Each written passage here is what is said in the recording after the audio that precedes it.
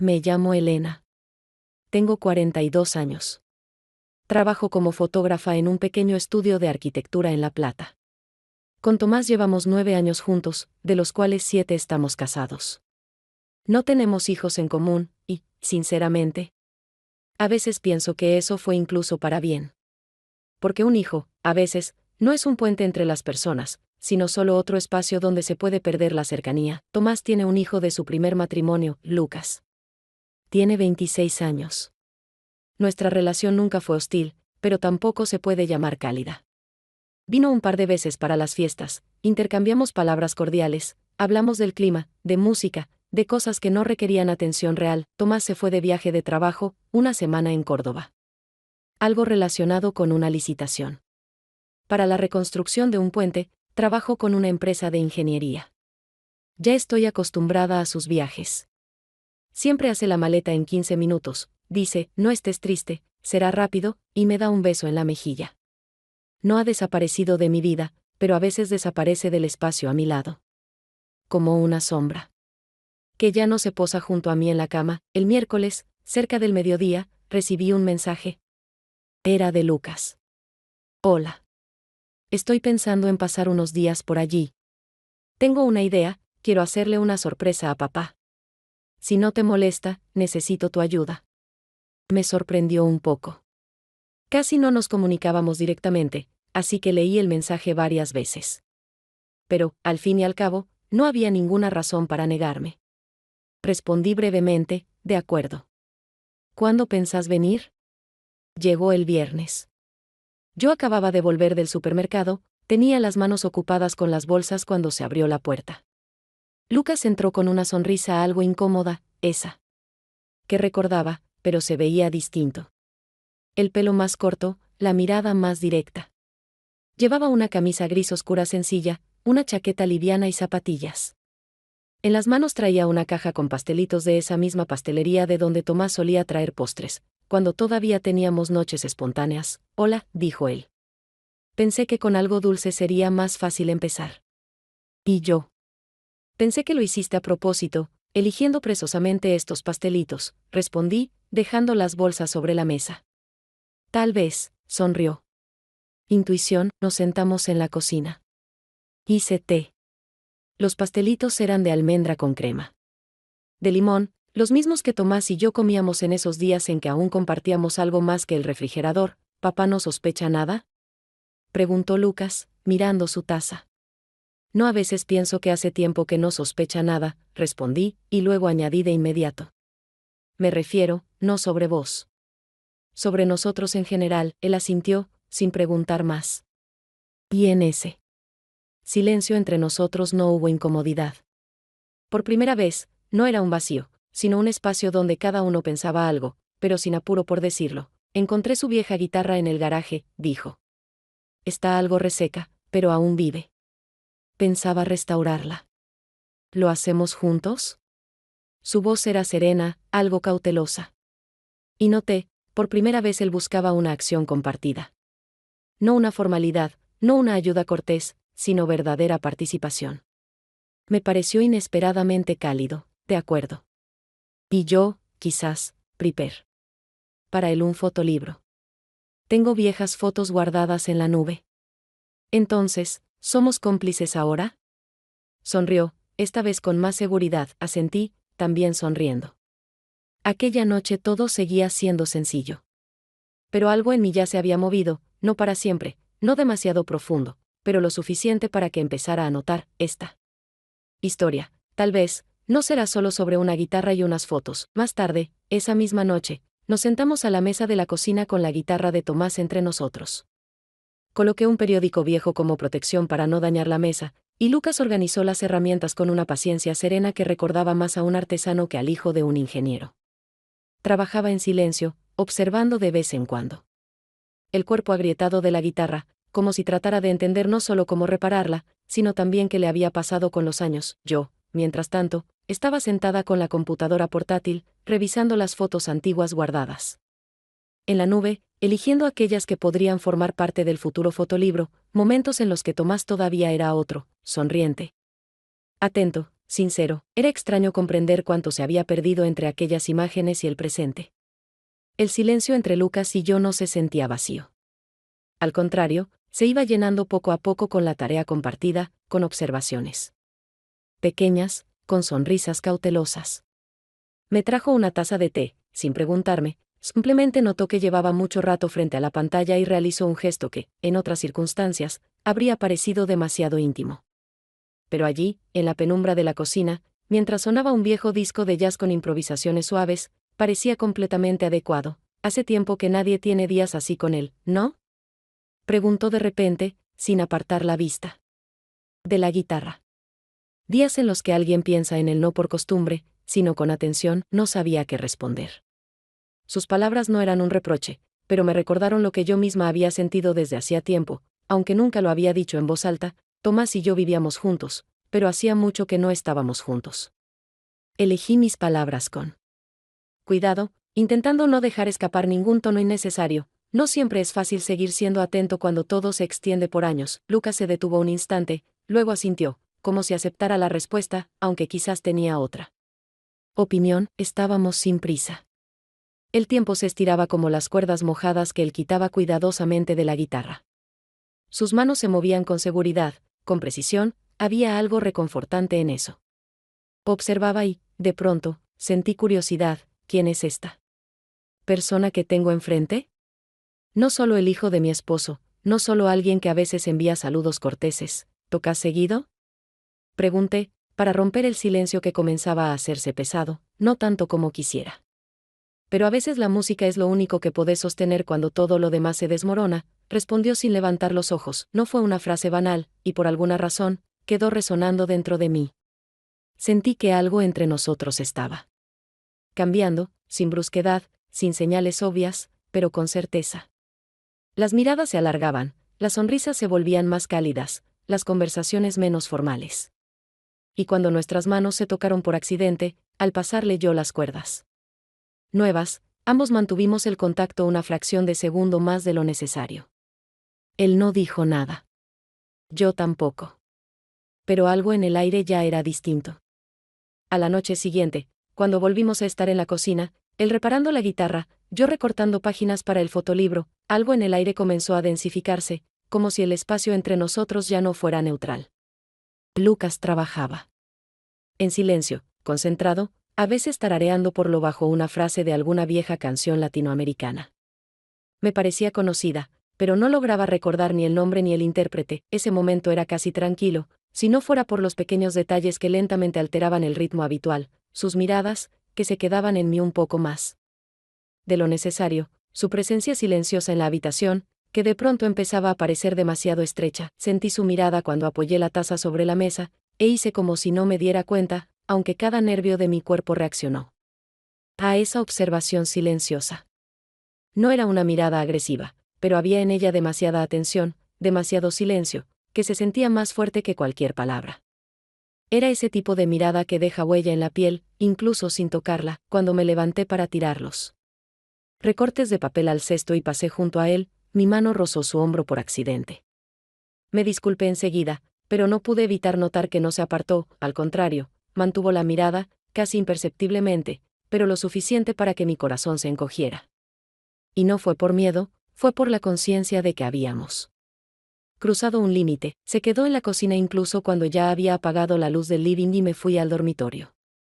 En lugar de ir a su habitación, Lucas se sentó con la guitarra junto a la ventana y empezó a tocar algo completamente distinto, no aquella canción que tarareaba antes, sino una melodía lenta, sin palabras, en la que había tanta melancolía.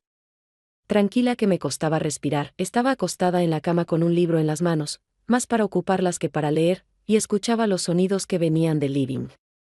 Su música no era ostentosa, no pedía atención, pero abrazaba el espacio de la casa de una forma que me daban ganas de salir y simplemente sentarme a su lado. No lo hice. Pero tampoco pude dormir.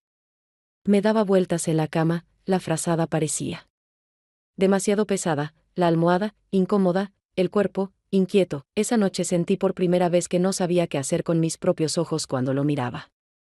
Qué hacer con mis propias reacciones cuando lo sentía cerca. No dijimos ni una palabra, pero cada movimiento se volvía opaco. Y yo sabía que al día siguiente ya no podría ver todo esto como una simple ayuda para una sorpresa. A la mañana siguiente me desperté más temprano de lo habitual, aunque no había puesto alarma. El sueño fue entrecortado, como si mis pensamientos hubieran trabajado toda la noche sin mí, y ahora el cuerpo se sentía pesado, pero la mente, demasiado despierta. Fui a la cocina, puse agua para el café y noté que Lucas ya estaba despierto. Estaba sentado en la terraza, envuelto en una manta, con una taza de té en las manos. Su espalda se veía tranquila, sin tensión, pero había algo en su postura que me pareció demasiado ordenado, como si incluso su mañana estuviera controlado. Para no parecer demasiado presente, cuando volvió a la cocina, yo justo estaba vertiendo agua en la prensa francesa, de espaldas a él. No dijo nada, solo sacó su taza del armario, como si estuviera en su casa. No me molestó, simplemente no era lo de siempre.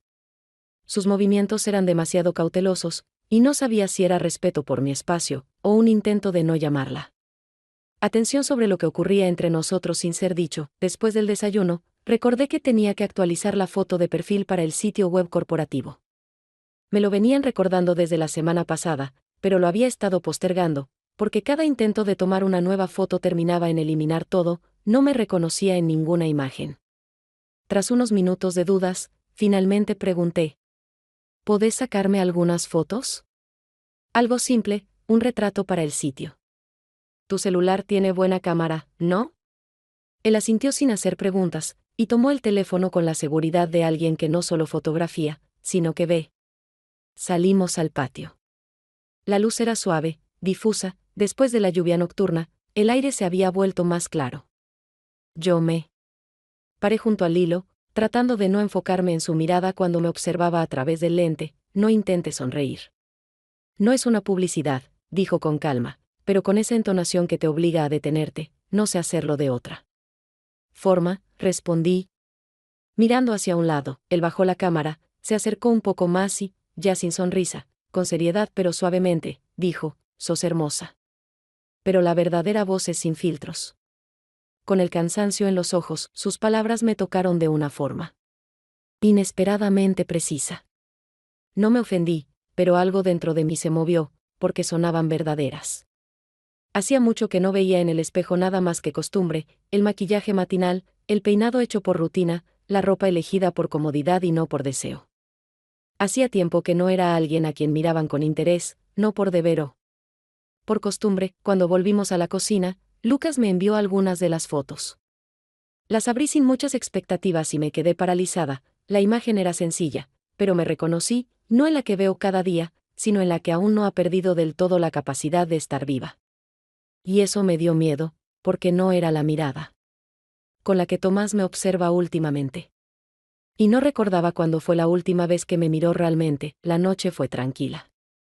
No de ese silencio incómodo, sino de aquel que llega cuando ya hay algo invisible entre dos personas, y no hace falta hablarlo. Lucas y yo cenamos en la cocina, pasta con hierbas, una copa de vino, algunos chistes suaves, todo parecía normal. Como cualquier otra noche. Pero no lo era. Su mirada se deslizaba sobre mí de otra forma, y yo lo sentía con todo el cuerpo, incluso sin devolverle la mirada. Intentaba mantener la conversación ligera, sin profundizar, sin crear un momento que pudiera convertirse en punto de no retorno.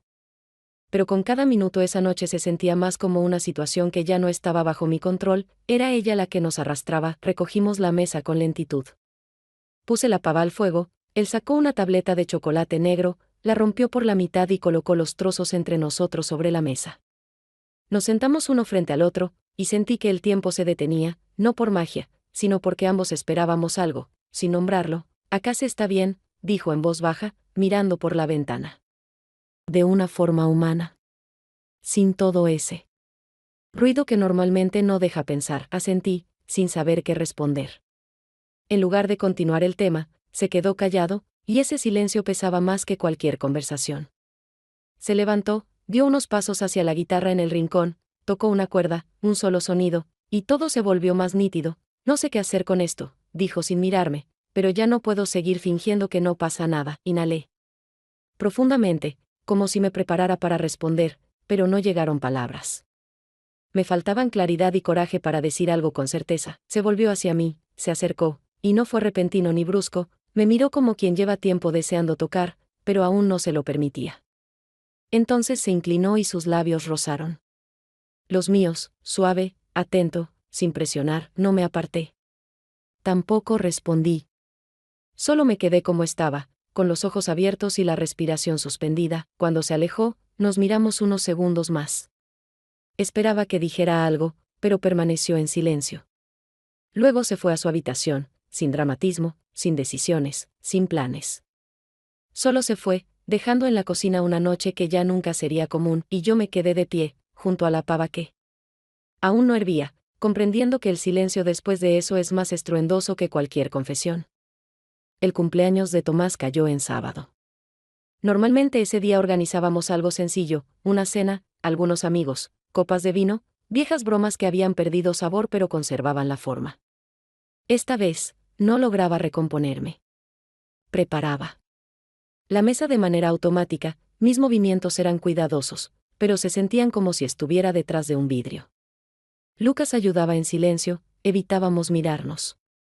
Entre nosotros había un acuerdo tácito, no pronunciar ni una sola palabra con doble sentido. Cuando Tomás llegó, estaba sospechosamente de buen humor. Trajo flores, para mí, y dijo: bueno, cómplices, ¿lograron preparar algo? Sentí como algo dentro de mí se agrietaba. Esa palabra, cómplices, de pronto sonó irónica, casi burlona, aunque él no lo dijo con mala intención. Por supuesto, respondí con calma. Todo está listo, servimos la cena. Yo controlaba las servilletas, los platos, la luz del candelabro, todo para no mirar ni a él ni a Lucas. El momento de entregar el regalo fue correcto, incluso emotivo. Tomás hojeaba el fotolibro, reía, recordaba los nombres de personas en las fotos, historias de una juventud lejana. Lucas estaba enfrente, asentía con sinceridad, a veces agregaba algún comentario. Parecían padre e hijo encontrando por fin un lenguaje común. Yo estaba al lado, con una copa de vino en la mano, y sentía como cada escena de esa noche se desarrollaba sin mí. Si no hubiese estado presente, nada habría cambiado. Durante la cena, Tomás hablaba de su trabajo, alguien llamó por videollamada, un amigo de la infancia desde Paraná, se había confundido con el horario, pero lo saludó. Lucas tocaba la guitarra, con soltura, con destreza. Pero lo noté de inmediato, no tocaba para nosotros. Ni para la velada. Tocaba para no mirarme. Cuando los invitados se fueron, Tomás se acercó a mí en la cocina. Yo lavaba los platos, en silencio.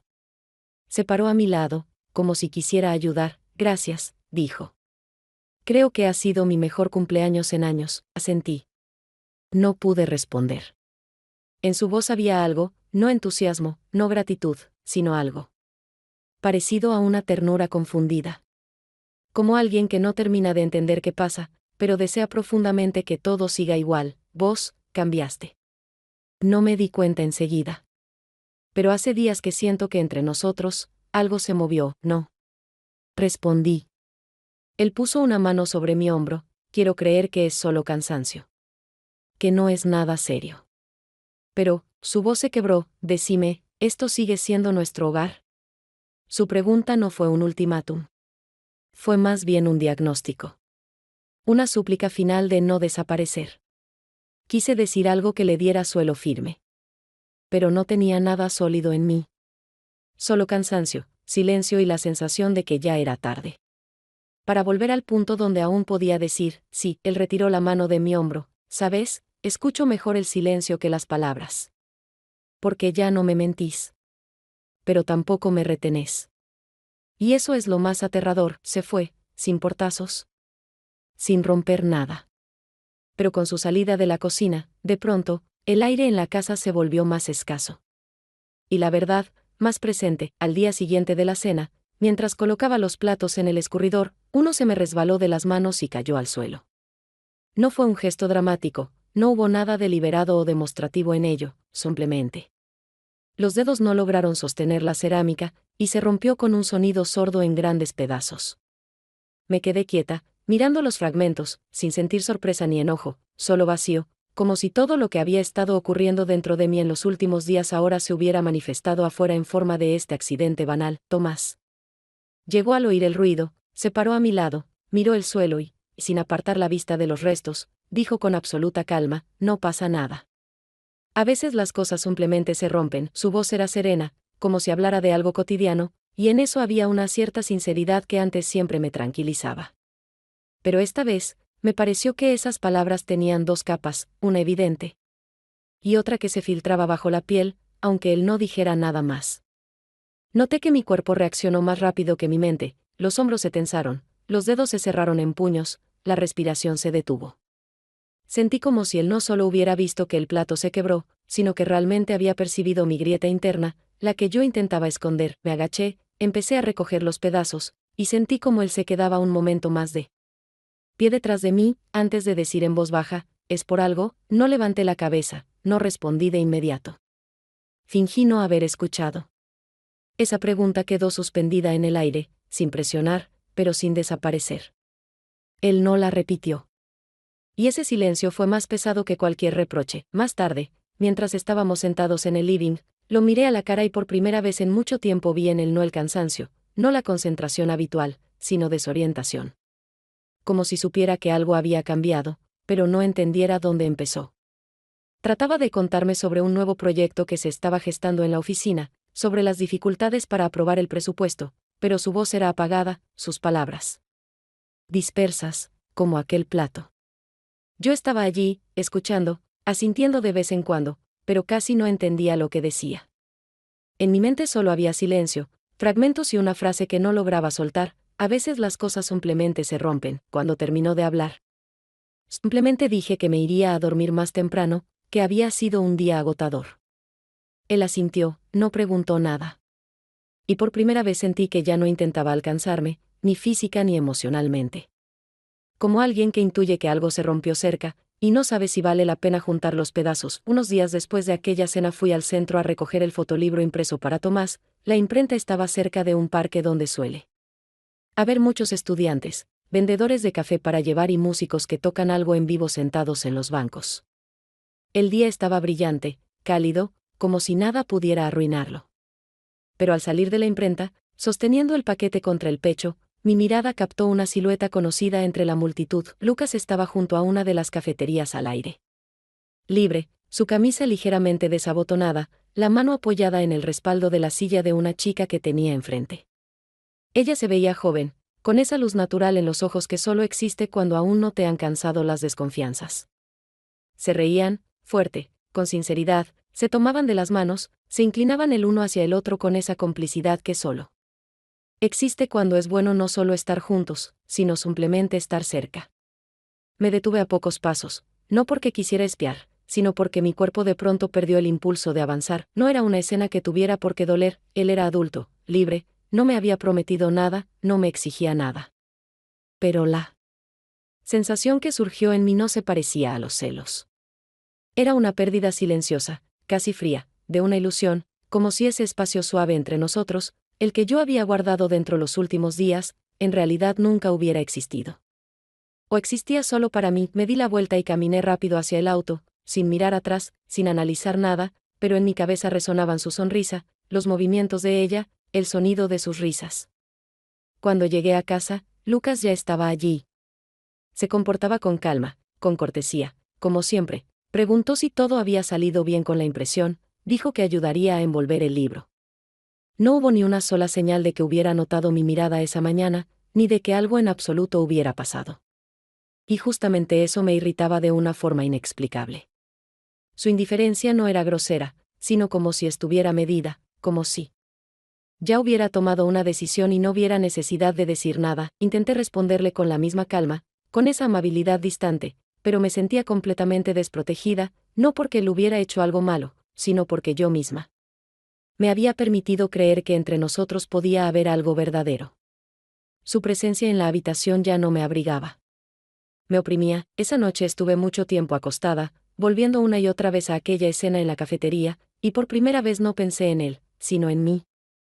En lo rápido que soy capaz de entregar mi espacio interior a alguien que ni siquiera tenía la intención de habitarlo. La noche siguiente dudé mucho antes de llamar a Lucas para hablar. Los dos estábamos en casa, Tomás se había quedado trabajando hasta tarde, la luz suave del living se extendía por las habitaciones y el silencio se deslizaba como agua después de la lluvia. Pasé varias veces frente a su puerta, intentando formular en mi mente una frase que no sonara ni a reproche ni a disculpa. Finalmente, simplemente toqué la puerta, la abrí y dije, ¿tenés un minuto? Él dejó el libro a un lado, se levantó. Y me siguió hasta la cocina. Allí ya había servido 2 copas de vino, no como ritual, sino para que las manos tuvieran algo que sostener. Nos sentamos uno frente al otro, y lo miré como nunca antes lo había hecho, de frente, sin escudos. Sentí que estaba al borde de algo, donde en ambos lados no había soluciones buenas, solo distintas formas de pérdida. Lo que pasó entre nosotros, comencé, con voz serena, aunque temblorosa por dentro, para vos significó algo. No se sorprendió con la pregunta, no pareció incómodo. Solo asintió, mirándome directamente a los ojos, y dijo, lo fue. Pero si querés fingir que no existió, puedo desaparecer. Y no quedará nada. Su tono no tenía dramatismo. Ni ultimátum. Había en él una claridad simple, casi cansada. Yo no sabía qué responder. Decenas de frases me rondaban por la cabeza, pero ninguna sonaba verdadera. No podía decir, sí, porque eso significaría romper todo lo que había construido durante años. Pero tampoco podía decir, no, porque sería traicionarme a mí misma. Me quedé en silencio. Largo. Tenso. Él esperó, luego sonrió, no con ironía, sino con esa tristeza que aparece cuando alguien deja de esperar. Sos adulta, dijo. Y te comportás como yo. Insegura, a la defensiva, como si todavía se pudiera rebobinar todo. Se levantó. Y sentí que, por primera vez, su movimiento no fue suave ni cuidadoso. Llevaba la firmeza de alguien que se va porque ya no quiere demostrar nada más. Salió de la cocina sin hacer ruido, pero en el silencio que quedó después de sus palabras, cada paso resonó con nitidez. Me quedé sentada, sin haber tocado el vino. Esa copa quedó frente a mí como un recordatorio de mi propia inacción. No hice nada malo, y al mismo tiempo, hice todo lo que lleva a la pérdida. Y lo más aterrador era que todavía no sabía qué quería realmente. Al día siguiente, todo empezó a desmoronarse tan silenciosamente que parecía que nada estaba pasando. Desayunamos los 3, hablamos de los planes para la semana, de pequeños asuntos que nadie realmente escuchaba. Tomás hacía algún chiste sobre sus colegas, Lucas asentía mientras preparaba sus cosas para ir al centro. Yo lavaba las tazas, tratando de mantenerme firme, sin mirar a ninguno de los dos más tiempo del necesario. Pero justo cuando ya casi había logrado convencerme de que todo volvería a la normalidad, ocurrió una de esas escenas que lo cambian todo para siempre. Entré a la habitación a buscar mi celular justo en el momento en que Lucas estaba detrás de mí y decía algo sobre un cable de cargador. Me abrazó, lento, suave, casi como si no fuera nada especial, como si ese gesto no tuviera peso. Pero justo entonces Tomás apareció en la puerta. Se detuvo, no hizo ningún movimiento brusco, simplemente vio ese gesto, vio mi reacción. Como me quedé quieta por un segundo, sin apartarme, sin mirarlo de inmediato. Y con eso alcanzó. No dijo nada. Su rostro no cambió. Pero el aire en la habitación se volvió distinto, como si alguien hubiera apagado el oxígeno. Esa noche no vino a cenar. Dijo que no tenía hambre, luego se fue al living con su computadora. Y se quedó allí, incluso cuando yo ya me había acostado. No pude dormir, pero tampoco me atreví a salir. La casa se volvió tan silenciosa que incluso las viejas vigas en las paredes sonaban como reproches. A la mañana siguiente se levantó más temprano de lo habitual. Yo estaba en la cocina, tomando café, y cuando pasó cerca, quise decir algo. Pero no supe por dónde empezar. Tomás se detuvo junto a la puerta, me miró con esa franqueza que antes confundía con fuerza, y que ahora sentía como una despedida. No necesito explicaciones, dijo con calma. Simplemente dejé de ser parte de tus respuestas. Su voz no era ni dura ni despectiva. No alzó el tono, no lanzó acusaciones. Pero cada palabra dio en el blanco con más fuerza que cualquier grito. Porque entendí, lo había visto todo. No solo aquel gesto, no solo el momento en la puerta, sino todo mi estado de los últimos días. Esa ausencia interior que poco a poco lo fue desplazando de mi mundo. No respondí. No porque no tuviera nada que decir, sino porque cualquier palabra en ese instante habría sonado como un intento tardío de salvar lo que yo misma había ido desgastando. Tomás tomó las llaves, salió, sin cerrar la puerta ni demasiado suave ni demasiado fuerte. Y yo me quedé sentada, con la taza de café ya frío, pensando solo en esto, que a veces el silencio deja de ser una pausa y se convierte en sentencia. Lucas se fue 2 días después de aquella conversación. No dio explicaciones, no hizo preguntas. No armó ninguna escena. Simplemente juntó sus cosas, dejó las llaves en el estante junto a la puerta y dijo en voz baja que escribiría cuando llegara. Asentí. No le ofrecí café, no lo abracé para despedirme.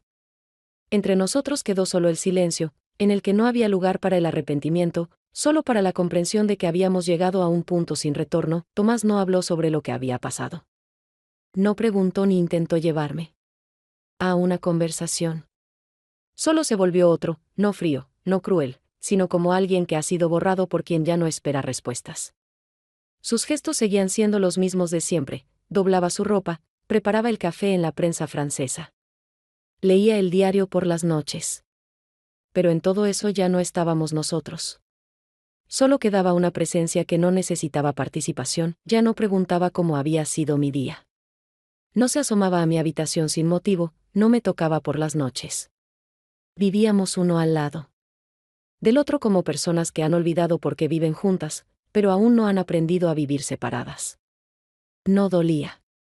Solo estaba vacío. Como una habitación después de una mudanza, las paredes siguen ahí, pero ya no suena nada entre ellas. Cada mañana me despertaba 1 hora antes de lo necesario.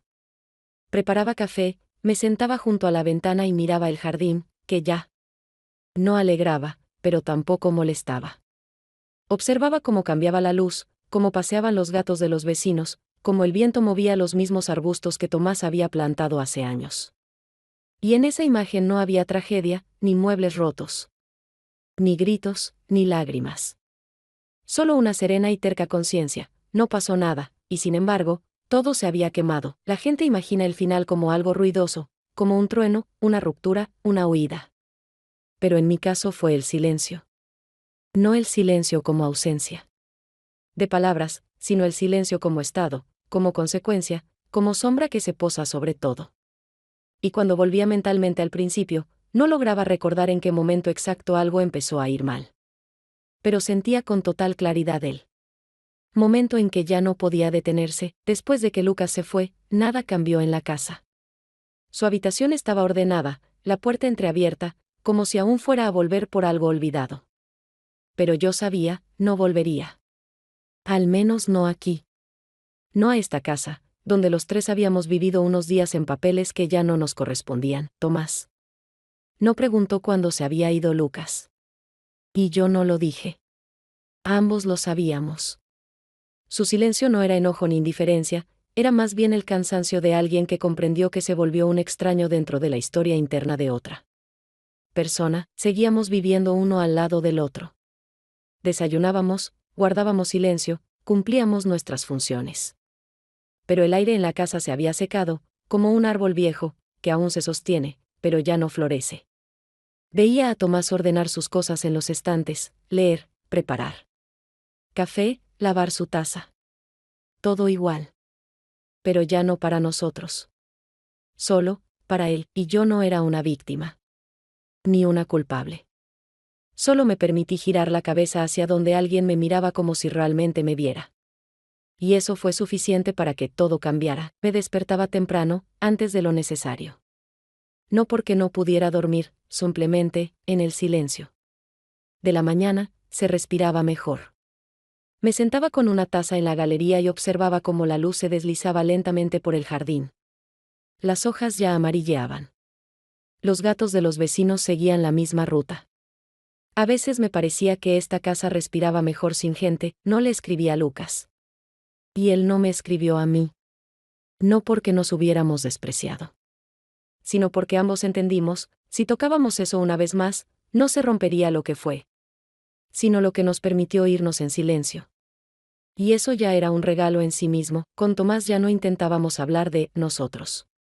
Y no sabía si eso era la forma definitiva de nuestra convivencia, o solo una pausa que se había alargado demasiado. Pero por primera vez dejé de temerle al silencio. No porque me hubiera acostumbrado, sino porque había aprendido a escucharlo. Sin esperar nada, tal vez los dos simplemente nos cansamos de estar en un lugar donde alguna vez hubo vida. Tal vez el silencio no sea una condena, sino una forma de sobrevivir después de todo lo que no se dijo. Esa mañana bajé una de nuestras fotos de la pared. Tomás y yo, hace unos 5 años, en un parque, en un banco, él riendo, yo mirando a la cámara. Una foto auténtica. No posada. Y sentí tristeza, pero sin pesar. Como por algo bueno, que ya tuvo su tiempo, guardé la foto en una caja. No la destruí, no la escondí. Solo, la aparté, y en ese instante entendí, no habrá regreso. Pero tampoco habrá huida. Ahora este es mi espacio. No para ojos ajenos. Y, tal vez, ya no para Tomás. Pero, mío de nuevo.